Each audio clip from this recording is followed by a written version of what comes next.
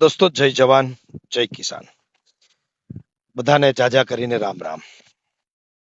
દોસ્તો, કાલના સમાચાર મળ્યા કે અલ્પેશ અને ધાર્મિક બંને ભાજપમાં જઈ રહ્યા છે. ત્યારે ઘણીક વાર તો મન માનવા તૈયાર નહોતું, પરંતુ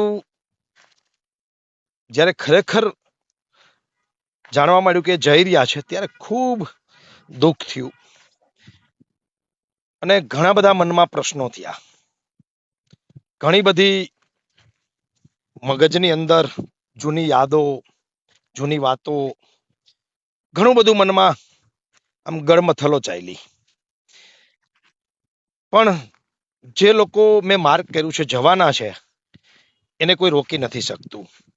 બે માર્ગ એવા છે કે જેને નક્કી કરી લીધું કે જવું છે અથવા નિર્ણય કરી લીધો છે, એને કોઈ રોકી નથી શકતું. એ મારો જાત અનુભવ છે. એટલે કદાચ આ વિડીયો જોતા હશો ત્યાં એ ભાજપમાં કદાચ ભળી પણ ગયા હશે. પણ મને પ્રશ્ન એ થાય છે કે મારા સાથી મિત્રો આવો નિર્ણય શું કામ લઈ રહ્યા છે? શા માટે એ એવી પાર્ટીમાં જઈ રહ્યા છે કે જેની સામે 5-5 વર્ષ સુધી આપણે આપણા હકની લડાઈ લડી?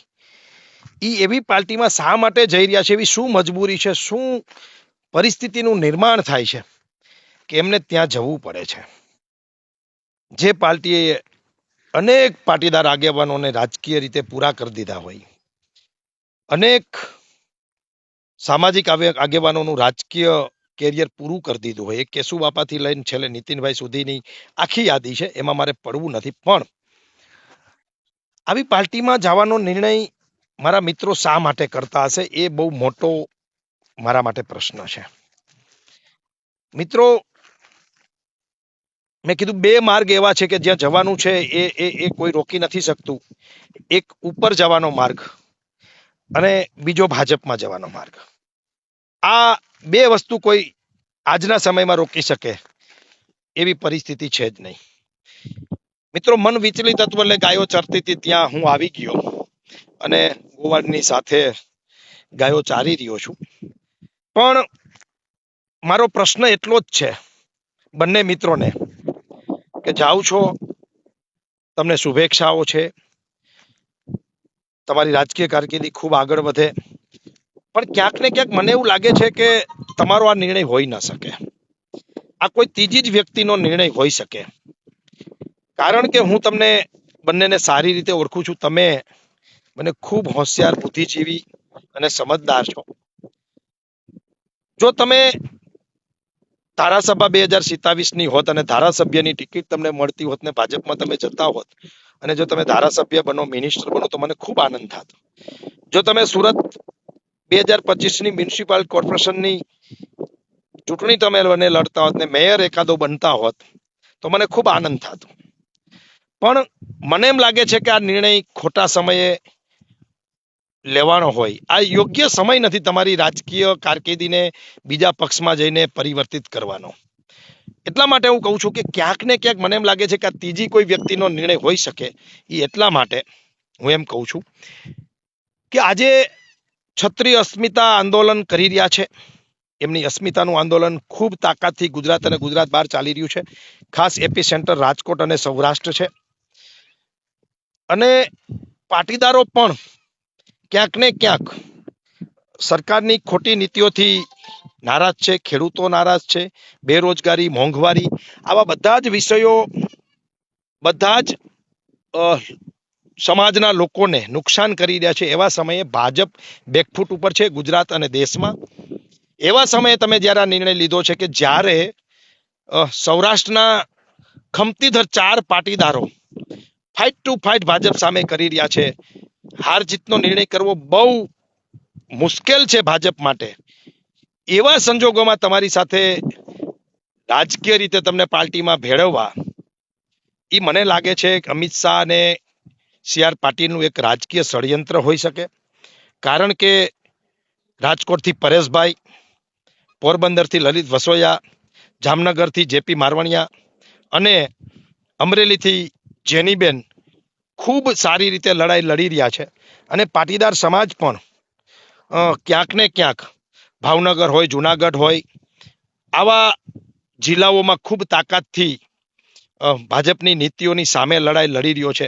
ક્ષત્રિય સમાજ પણ ખૂબ તાકાતથી એમની સામે આવી ગયો છે. એટલે રાજકીય ગણિત આ લોકોના ઊંધા પડવાના હોય એવા સમયે અમિત શાહ અને સી.આર. પાટીલ તમારું રાજકારણ પોતાના સ્વાર્થ માટે ભાજપમાં લઈ જતા હોય અને રાજકીય રીતે તમારો પાટીદાર સામે ઉપયોગ થઈ જાય એવી પરિસ્થિતિનું નિર્માણ કર્યું હોય એવું મને લાગી રહ્યું છે.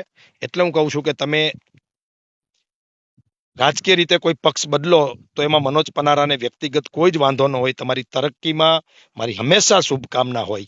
પણ ક્યાંક ને ક્યાંક સમય ખોટો પસંદ કર્યો છે એવું મને લાગી રહ્યું છે. એટલે હું મારા તમામ સાથી મિત્રોને કહું છું કે જે આજે પણ સરકારની નીતિઓ સામે, 14 દીકરાની હત્યારી પાર્ટી સામે, બેન દીકરીઓના ઉપર અત્યાચાર કરનારી હજારો યુવાનોને જેલમાં પૂરનારી પાર્ટીની સામે જે લોકો લડાઈ લડી રહ્યા છે નિડરતાથી, એની બધાની સાથે હું છું.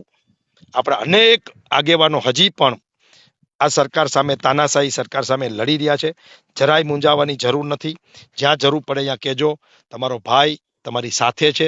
હજી એવા હજારો યુવાનો છે કે તમારી સાથે ખંભો ખંભો મિલાવી અને આ તાનાશાહી સરકાર સામે લડવા માટે તૈયાર છે. એટલે જરાય મનને મજબૂત રાખજો. જરાય ગભરાવાની જરૂર નથી.